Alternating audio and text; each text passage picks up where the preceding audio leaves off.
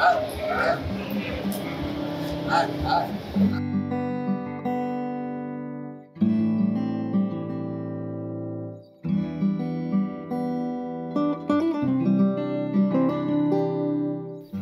বনশ্রীর একটি বহুতল ভবনে প্রায় এক যুগেরও বেশি সময় ধরে কেয়ারটেকারের চাকরি করছেন নোয়াখালীর মোহাম্মদ বাবুল। গ্যারেজের এক কোণে খুপড়ি ঘরে তার ঠাঁই হলেও বাবুল মিয়ার হৃদয় যেন এক অনন্ত মমতার ঠিকানা।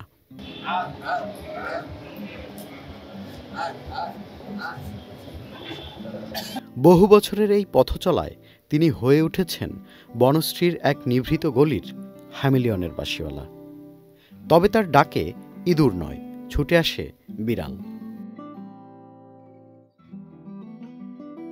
বিড়াল কুকুর যারা ফালে, ফাঁকি যারা ফালে, এগো ওই সন্তানের মতো এগোরে মনে করেন না, একটা আয় দ্বারের কাছে বসে বা এমন কোনো উল্টাপাল্টা চলে না, ডাকের লাগে আয় ভরে, এমন ফোস মানাইতে পারলে, ফোস লইতে পারলে, আদর লাগলে এগুলা মনে নিজের সন্তানের মতো বোঝা যায়। বর্তমানে বাবুল আহমেদ 6টি বিড়াল লালন পালন করছেন, পাশাপাশি কয়েকটি বাচ্চাও আছে। তবে এক যুগে শতাধিক বিড়ালকে আশ্রয় দিয়েছেন তিনি। তবে সময়ের ব্যবধানে অনেক বিড়াল হারিয়ে গেছে, কেউ চুরি করে নিয়ে গেছে, আবার কেউ প্রাণ হারিয়েছে চলন্ত গাড়ির চাকার নিচে। শতকানিক বিড়ালে বেশি হয়েছিল, কিছু গাড়ির তলে ফেরা মরছে, কিছু মানুষে নিয়ে গেছে। কয়দিন আগে তো যেটা এই যে জুতা ফাটছে, এটা চুরি হয়েছে কয়দিন আগে, তো আমি যে ওখান থেকে যাই আনছি, সিউডি লাগাই দিছি আমি, কে নিল তো ওই সিউডির মারফতে তারপর যায় এই যে বিল্ডিংয়ের দারোয়ানের মেয়েরাতে, তাই যে আমি ওইটা খোঁজ বাইর করছি। সামান্য বেতনের এই মানুষটি প্রতিদিন বিড়ালগুলোর খাবার জোগাড় করতে ময়লার ড্রাম ঘেটে মুরগির হাত পা সংগ্রহ করেন। এখানে ভিতরে একটা ড্যারাম আছে, সমসময় আমি ড্যারামের ভিতরে কোনো ময়লা, মুরগির হাত পাও বা মাছের কিছু জুড়ামুড়া, নিজে এমনি মাছ খাই কম, বিড়ালটা খাওয়াই, আমি তরকারিটা খাই, বিড়ালটা মাছ দিয়ে ফেলি। মাঝে মাঝে নিজের জমানো টাকা দিয়েও কিনে আনেন। সবসময় দেখি কাকু বিড়ালগুলারে খাওয়াচ্ছে, দোকান থেকে কিনে আনে এই বিড়ালগুলাকে খাবার। বান্ডেল থাকলে প্রতি সেনমানিতে টাকা বাঁচবে। বিকাশ সেনমানি বান্ডেল কিনে জিতুন প্রতি লেনদেনে।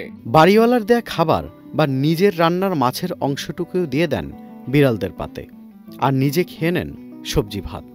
বাবুলের চোখে সুখের সংজ্ঞা অন্যরকম, সাধারণ, নিঃস্বার্থ আর প্রাণবন্দনায় পরিপূর্ণতাই যেন বাবুলের সুখ।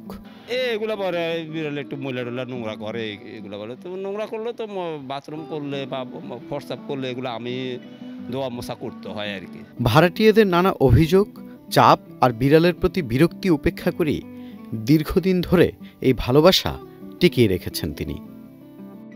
পরিষ্কার তো আমি করি, বাড়িওয়ালা তো আমার কিছু বলে না, ও কথা শুই না। বাড়িওয়ালা অনেক সময় কয় আর কি যে না, এত ঝামেলার দরকার নেই, একটা ফালেন, দুইটা ফালেন, এগুলো বলে আর কি। পশু নির্যাতনের বিষয়ে জানতে চাইলে তার সহজ ভাষায় বলেন, আল্লাহ বলেছে জীবের প্রতি দয়া করো।